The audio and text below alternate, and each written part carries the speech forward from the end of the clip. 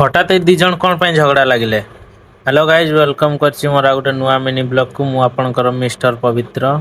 आज सकाळु सकाळु बाहरी जाइथिली कॉलेज गाधै की पळे आस्थिली वर्तमान टिके चुट्टी को साइज कर दउछि तापर पळे आस्की एठी मु जगिथिली मो सांग मानकु सांग माने पळे आछंती तांकर परम मित्र मानकर सहित देखि पाते। ओ माय गॉड ये कोन महानदी डेई पड़बे। तो आज सकाଳେ मो बिस्कुट कम पे खाइ देलु सांग को कहली बिस्कुट किनि देबु चल सांग गला बिस्कुट किनि देबा पय बिस्कुट भी किनि देला किंतु पैसा मु देली। तापरे कहलु होटल जिबा तापर मने पला पैसा नहीं फेरी की पळे आसिलु। जियो भाभी की कमेंट मार देइतिली पर जानली मैम बोली तापर कम पे प्रिंसिपल तांग ऑफिस को डाकुचंती। बाहर बसी फोन रे कथा होतली तापर देखली फोन आसी नहीं। डिप्रेशन बाटरे आसला को सुंदर फूल देखली छिड़े आनी की मो भणजार मुंडरे मार देली।